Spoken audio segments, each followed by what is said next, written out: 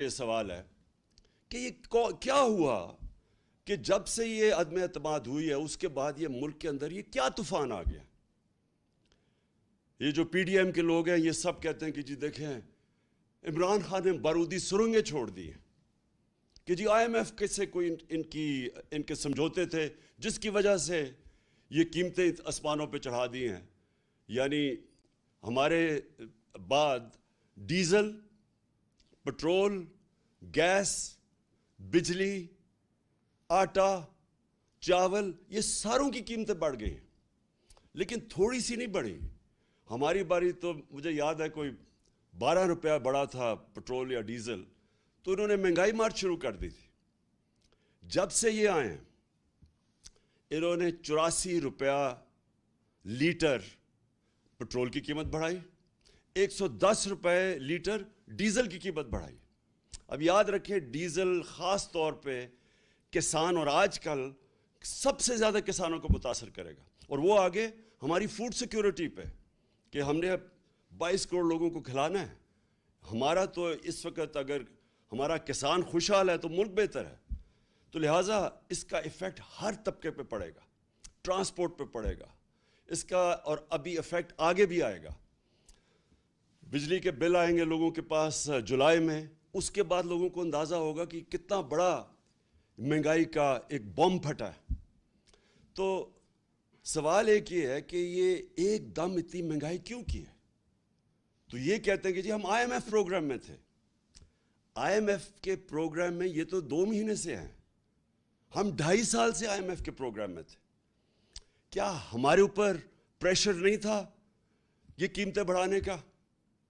کیا ہم نے نہیں آئی ایم ایف سے ہماری بار بار نیگوسیشنز ہوئی؟ کیا ہم نے اپنے لوگوں کے مفادات کی حفاظت نہیں کی؟ اور یہ کیوں نہیں کر سکتے؟ کیا ہمیں جب انہوں نے کہا تھا کہ پٹرول اور ڈیزل کی قیمت بڑھاؤ تو ہم نے 10 روپے کم کی تھی؟ کیسے کی تھی؟ ہم نے ادھر ادھر سے پیسے نکالے تھے، ہماری ریکارڈ ٹیکس ہم نے اکٹھا کیا تھا، اور جب ریکارڈ ٹیکس اکٹھا کیا اور پھر ہم نے جگہ کہیں پیٹ کاٹ کے، لیکن ہم نے 200 ارب کی سبسڈی دی ڈیزل اور پٹرول نیچے رکھنے کے لیے، کیونکہ ہمیں پتا تھا کہ جب آپ ڈیزل اور پٹرول بڑھاتے ہیں سب کچھ بڑھ جاتا ہے. 4 روپے یونٹ بجلی کم کی ہم نے، تو اس کے لیے سبسڈی ہم نے نکالی. ہم بھی آئی ایم ایف پروگرام میں تھے. اور یہ یاد رکھیں کہ ہم آئی ایم ایف کے پروگرام میں ہوتے ہوئے ہم نے ہیلتھ کارڈ دیا. پاکستان کی تاریخ کا سب سے بڑا اگر فلائی کام ہے وہ ہیلتھ کارڈ ہے کہ ہر خاندان کو، ہمارے جتنے صوبے تھے ہر خاندان کو 10 لاکھ روپیہ ہم نے ہر خاندان کو دیا 1 سال کے لیے ہیلتھ انشورنس. کسی بھی ہسپتال میں علاج کروا سکتے.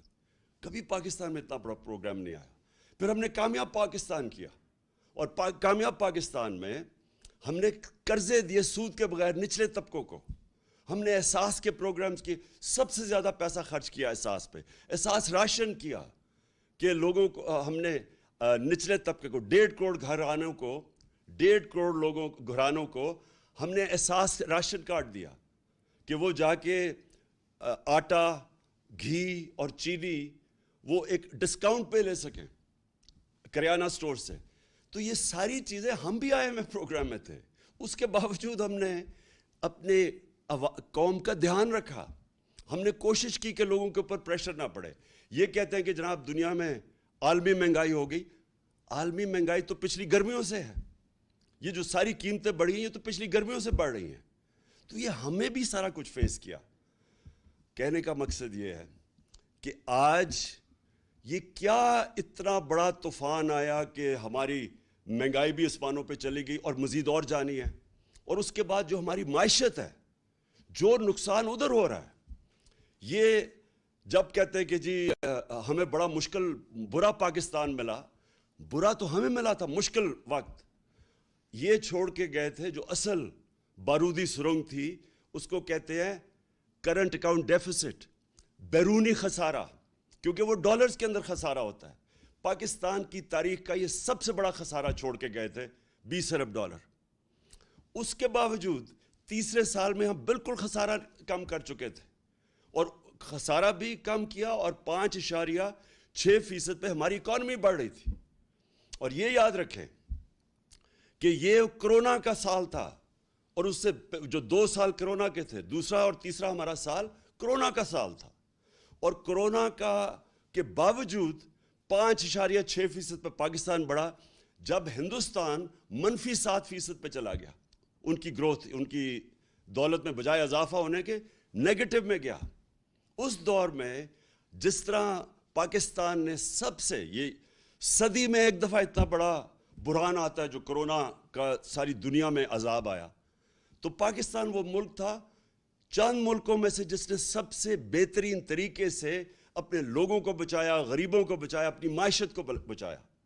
اور اس میں میں آج خاص طور پہ پھر سے, میں پہلے بھی کہہ چکا ہوں کہ میں آج خراج تحسین پیش کرنا چاہتا ہوں ہماری NCOC, جو ہم نے سٹرکچر بنایا تھا, جس کو اسد عمر اس کے لیڈ کر رہے تھے, جس میں سارے پاکستان کے ادارے تھے, سب نے اپنا کام کیا, جس میں پاکستانی فوج بھی تھی. اور جس طرح ابھی جو ہمارا فیٹف میں سے ہم نکلے ہیں, فیٹف کے اندر بھی سب نے مل کے, ایک ملک نے مل کے لڑا تھا, جس میں سارے ادارے, جس میں حماد نے لیڈ کیا تھا, جس میں سارے ادارے تھے, جس میں پوری کوشش کی, بلکہ پرائیویٹ لوگ بھی تھے, جس میں پاکستانی فوج بھی تھی, سب نے مل کے اتنے بڑے ایشوز ہمارے دور میں ریزالو ہوئے. اسی دور میں جب ہم IMF میں تھے, اسی دور میں جب عالمی بحران تھا, ایک قوم بن کے ہم اس سے نکلے تھے. یہ جو آج پھنسے ہوئے ہیں, یہ جو آج ہماری ساری جو اتنی مشکلوں سے ملک کو ہم نکول کے یہاں لے کے آئے تھے, آج مہنگائی کے علاوہ جو ہماری معیشت ہے خطرے میں ہے. موڈیز کے اندر جو کریڈٹ ریٹنگ کرتا ہے کہ ایک ملک کی کریڈٹ ریٹنگ انہوں نے مائنس میں ڈاؤن گریڈ کر دیا ہے. اس کا کیا مطلب ہے؟ پاکستان کو قرضے نہیں ملیں گے, اگر قرضے ملیں گے تو بہت مہنگے قرضے ملیں گے. اور یہ دوسری چیز, وابڈا کا جو وابڈا کی ریٹنگ ایسی تھی کہ وہ خود انٹرنیشنل لونز لے سکتی تھی, اب جب سے یہ آئے ہیں اس کی بھی ریٹنگ ڈاؤن گریڈ کر دی ہے. اس کا مطلب کہ وابڈا کو وہ لونز نہیں ملیں گے, اور اگر ملے تو بہت مہنگے ملیں گے. اس کا مطلب جو 10 اسی دور میں جو 10 ڈیمز جو ہمارے دور میں شروع کی ہوئی ہیں وہ اب خطرے میں چلی جائیں گی, کیونکہ اگر پیسہ قرضے نہ ملے تو یہ کیسے پورے ہوں گے. تو میرا سوال یہ ہے کہ جب یہ ملک ترقی بھی کر رہا تھا, اس کی 5.6% تیسرے سال میں اور 6% چوتھے سال میں جب اس کی اکانومی گرو کر رہی تھی, دولت میں اضافہ ہو رہا تھا, جب ریکارڈ ہم ٹیکس اکٹھے کر رہے تھے, وہ بھی ایک وجہ ہے کہ ہم پیسے نکال سکے عوام کے اوپر بوجھ کم کرنے کے, سبسیڈائز کرنے کے لیے. ریکارڈ 6.2 ٹریلین یعنی 6,200 ارب روپے کا ہم نے ٹیکس اکٹھا کیا, پاکستان کی تاریخ میں سب سے زیادہ. اور اسی دور میں سب سے زیادہ پاکستانی اوورسیز, بیرون ملک پاکستان ریمیٹنسز ہمیں بھیجیں 31 ارب ڈالر کی, 32 ارب ڈالر کی ہماری ایکسپورٹس تھی. اور جو ہماری فصلیں تھیں, جو ہمارا ایگریکلچر ٹرانسفارمیشن پلان تھا, اس کی وجہ سے جو کسانوں کے پاس پیسہ گیا, جو ہم نے ان کی مدد کی, ریکارڈ فصلیں ہوئی ہمارے پاس. 4.4% پہ ہمارا زراعت ہماری آگے بڑھ رہی تھی. تو اس وقت کیا ہوا کہ آج سارا کچھ نیچے جا رہا ہے, اور وہ ہوا کیا, میں آج آپ سب کو یہاں بتانا چاہتا ہوں کہ ہوا کیا. ہوا یہ کہ ایک سازش ہوئی امریکہ سے, ایک سازش جس سے یہاں میر جعفر اور میر صادق ان کے ساتھ ملے. اس کے بعد انہوں نے پلان کیا ہماری گورنمنٹ گرانے کا. اس سے جو سیاست کے اندر, جو ملک کے اندر سیاسی ماحول تھا وہ غیر یقینی ہو گیا, پولیٹیکل انسرٹنٹی ہو گئی. اس کا افیکٹ پڑا معیشت کے اوپر.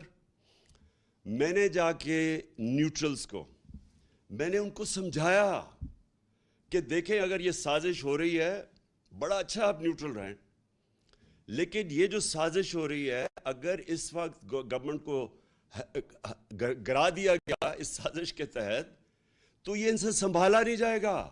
ہم نے بڑی مشکل سے یہاں تک آئے ہیں, یہ بڑی مشکل سے کرونا سے نکل کے جو کموڈٹی سپر سائیکل تھا, یہ جو جب یوکرین میں گیا روس اور جو جنگ ہوئی تو اس کی وجہ سے جو اثرات تھے, بڑی مشکل سے ہماری معیشت یہاں کھڑی تھی. تو میں نے تب ان کو بتایا، پھر شوکت ترین کو کہا کہ ان کو بتاؤ کہ یہ وقت نہیں ہے اس ملک کے اندر یہ سازش کو کامیاب ہونے دینے، کیونکہ اس کا ڈائریکٹ اثر پڑے گا ہماری معیشت کے اوپر.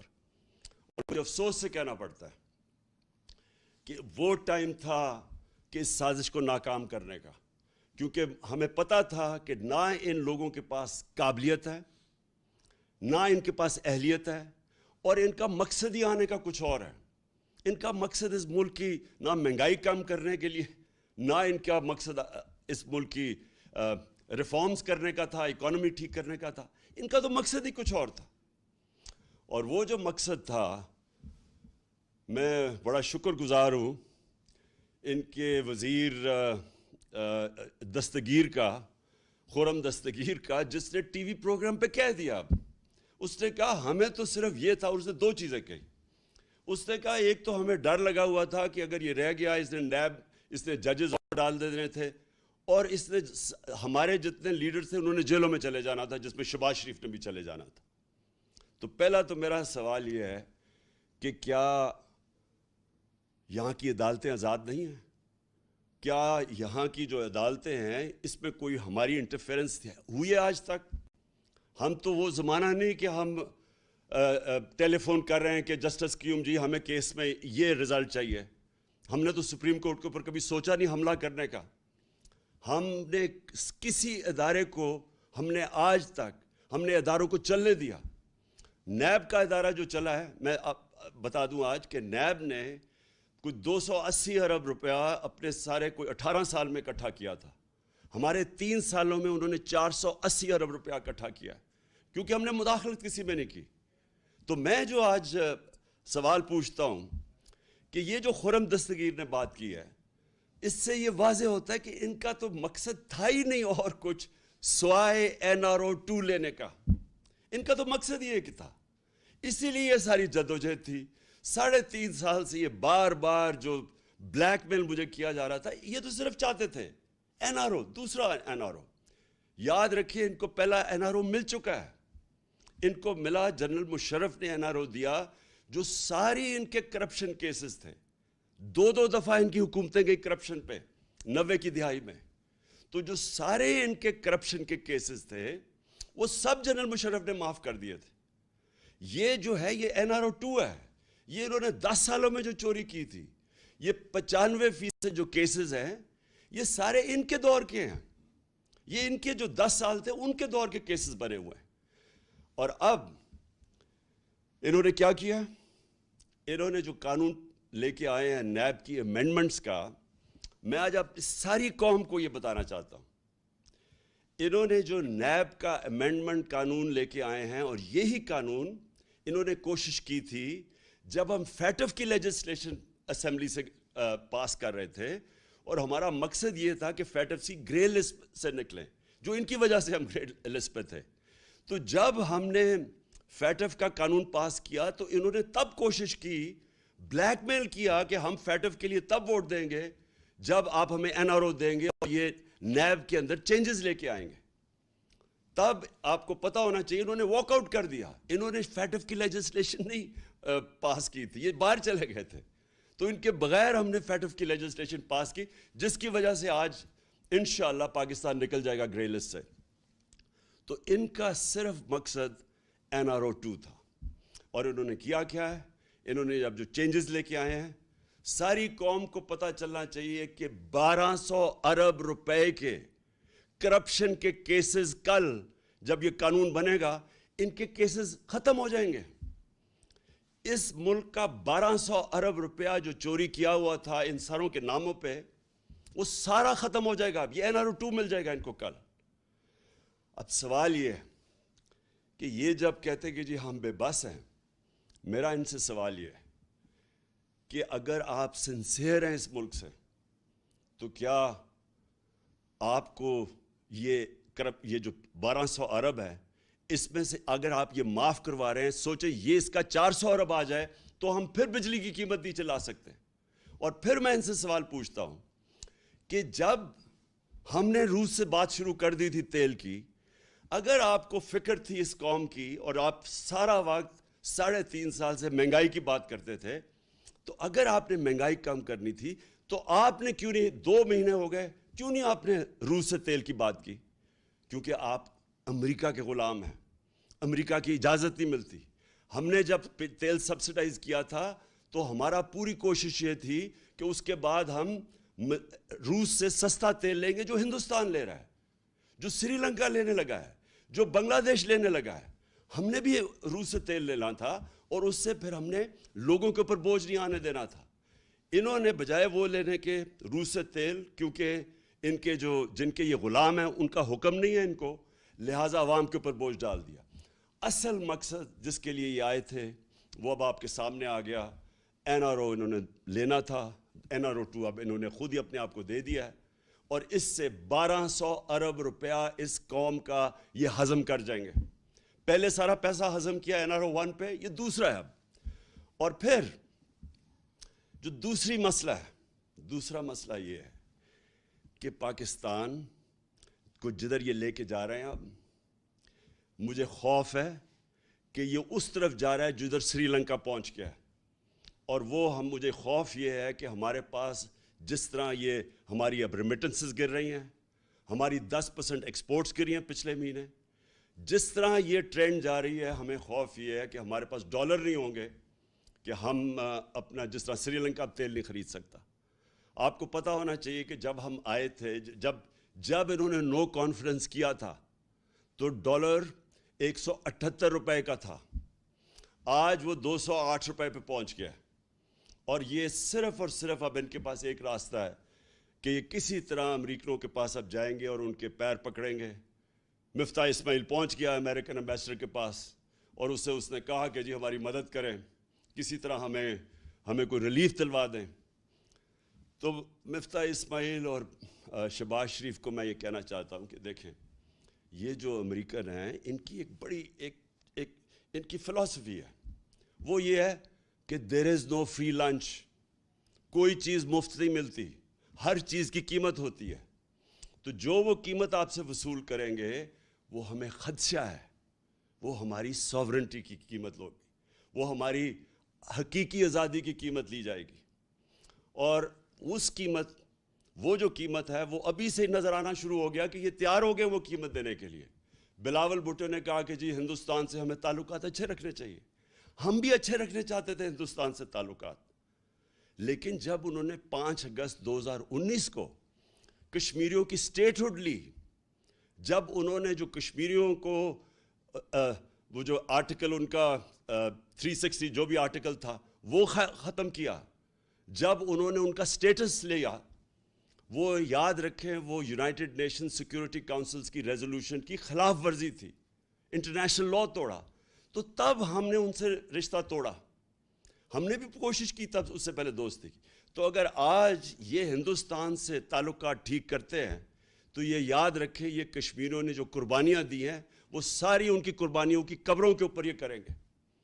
اور دوسری چیز ایک اور ان کا مانڈوی والا اس کی سٹیٹمنٹ میں دیکھ رہا تھا، اس نے کہا کہ اسرائیل سے کیوں نہیں، ہمیں اپنے مفادات کا سوچنا چاہیے. یہ بھی اسی ایجنڈا کا حصہ ہے جس سے یہ رجیم چینج کی گئی تھی.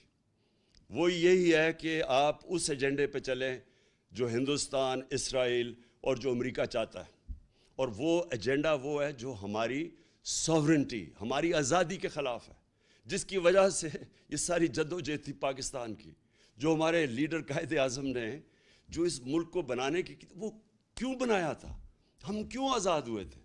تو اگر یہی کرنا ہے کہ جا کے اپنی ساری نظریے کو اس سب کو دفن کرنا ہے کہ ملک کے اوپر وہ چور اور ڈاکو آ گئے ہیں جن کے سارے پیسے باہر پڑے ہیں، ان کے اربوں ڈالر باہر پڑے ہوئے ہیں، جب چوری کرتے ہیں باہر پیسہ لے جاتے ہیں اور پھر پریشر ڈال کے این آر او لے لیتے ہیں. یہ لوگ جب تک ہیں، میں آج اب سارے پاکستانیوں کا آپ سب کو کہنا چاہتا ہوں، اگر یہ لوگ اس ملک کے اوپر مسلط رہے، یہ صرف تب رہیں گے کہ اس ملک کے سارے اداروں کو دفن کریں گے، اس ملک کے سارے انصاف کے اداروں کو دفن کریں گے. نیب تو ہو گئی دفن، ایف آئی او ہو گئی دفن، سرکاری نوکروں کو آپ نے دیکھ لیا کہ انہوں نے کیسے بھرتیاں چینج کی ہیں، میرٹ ختم ہو گئی. جو انہوں نے پولیس کا استعمال کیا آپ کے سامنے ہے کہ جس طرح انہوں نے پولیس سے ظلم کروایا، جس طرح کی ایف آئی آرز کٹوائی. ہمارے اوپر بلاسفمی کے کیس کر دیے. کبھی ریاست اپنی شہریوں پہ بلاسفمی کا کیس نہیں کرتی, یہ انہوں نے کر دیا. اب 8 FIR میرے اوپر ہیں, ہمارے سارے لوگوں کے اوپر ہے. نوم چومسکی جو دنیا کے بڑے انٹلیکچوئل سمجھے جاتے ہیں, ان کا آج پڑھ لیں اسٹیٹمنٹ. انہوں نے شہباز شریف کو خط لکھا ہے کہ یہ آپ سارے انسانی حقوق کی خلاف ورزی, آپ جمہوریت تباہ کر رہے ہیں اپنے ملک کی, اور یہ رہ گئے تو یہ جمہوریت, ایک جمہوریت کا جتنا بھی جس کے اوپر جمہوریت کھڑی ہوئی ہے سب ختم کریں گے. یہ جو جس طرف جا رہے ہیں, الیکشن کمیشن کو انہوں نے ساتھ ملایا ہے. پنجاب کے اندر جو الیکشن ہے, وہ ابھی جو بائی الیکشنز ہیں, ابھی سے ہی میچ فکس کرنے کی ساری تیاریاں ہیں. ہمیں ساری خبریں آ رہی ہیں. پولیس کا جو استعمال کریں گے اور کر رہے ہیں. ابھی ہمارا کل ایک ہمارے جو الیکشن لڑ رہا تھا, اس کے بیٹے کو گولی لگی, وہ آج ہاسپٹل میں, اور اس کے سارے گھر والوں کے اوپر FIRs کاٹ دی. تو یہ ہمیشہ یہ جب ایک کرپٹ ٹولے کو اوپر بٹھائیں گے, جو کہ 30 سال سے یہ دونوں خاندان اس ملک پہ ہیں, انہوں نے ہمیشہ جو پہلے کرتے ہیں وہی کرنا ہے. اب تو جمہوریت سب سے پہلے اس کا نقصان ہوگا. انہوں نے اخبار والوں کے, صحافیوں کے اوپر, سوشل میڈیا کے اوپر جو کریک ڈاؤن ہے, یہ کبھی پاکستان میں نہیں ہوا. جس طرح انہوں نے اینکرز کے اوپر FIRs کاٹی ہوئی ہیں, اور ان چیزوں پہ, چھوٹی چھوٹی چیزوں پہ اس وقت خوف پھیلایا جا رہا ہے. تو جو یہ راستہ پکڑا ہوا ہے, میں آج آخر میں ساری قوم کو کہنا چاہتا ہوں کہ دیکھیں, یہ صرف ایک طرح یہ اس ملک کے اوپر مسلط رہیں گے, اور وہ خوف طاری کر کے. یہ جو خوف ہے, یہ ایک سب سے بڑا بت ہے. میں بار بار اپنی قوم کو ایک چیز سمجھاتا ہوں کہ لا الہ الا اللہ, کوئی خدا نہیں ہے سوائے اللہ کے. یہ جو ایک خوف کا بت ہے, یہ اس طرح کے لوگ جو کرپٹ لوگ ہیں, جن کی ہمیں ساری تاریخ پتہ ہے, باہر بیٹھے ہوئے ان کے لیڈرز, پیسے باہر بیٹھے ہوئے ہیں, وہاں سے بیٹھ کے اس ملک کو کنٹرول کر رہے ہیں, اور جدھر ان کے پیسے پڑے ہوئے ہیں وہ ان ملکوں سے ہی کنٹرول ہو رہے ہیں. اس ملک کی نہ انہوں نے آزادی رہنے دی ہے, نہ انہوں نے ادارے چلنے دینے ہیں, نہ انہوں نے جمہوریت چلنے دینی ہے. انہوں نے جتنی دیر یہ آئیں گے اس ملک کو مزید اور نقصان پہنچائیں گے, صرف اپنے آپ کو اوپر مسلط کرنے کے لیے. لہٰذا ہم سب نے مل کے, ساری قوم نے مل کے, ہم نے جدوجہد کرنی ہے. آپ نے سب نے تیاری کرنی ہے. میں آپ کو کال دوں گا. ہم نے مسلسل جو ہمارا حق ہے, ہمارا آئینی حق ہے پرامن احتجاج, وہ ہم کریں گے, اور وہ ہم تب تک کریں گے جب تک ہمیں صاف اور شفاف الیکشنز کی ڈیٹ نہیں ملتی. میں پھر سے کہہ رہا ہوں, الیکشنز نہیں, صاف اور شفاف الیکشنز. صاف اور شفاف الیکشنز اگر نہ ہوئے, مزید اور انتشار ہوگا. جس طرح پھر سے میں کہتا ہوں, جو پنجاب کے بائی الیکشنز میں میچ فکس کرنے کی کوشش کی جا رہی ہے, اور جو ملوث ہیں اس میں, اگر اس طرح کے الیکشنز کروائے, اس سے ملک مزید اور انتشار کی طرف جائے گا, حالات اور بگڑیں گے. سیاست کے اندر غیر یقینی فضا بڑھتی جائے گی, وہ معیشت کو افیکٹ کرے گی. صرف راستہ ایک ہی ہے, صاف اور شفاف الیکشن کا, اور وہ ہم سب نے مل کے اس کے لیے جدوجہد کرنی ہے. پاکستان پائندہ باد.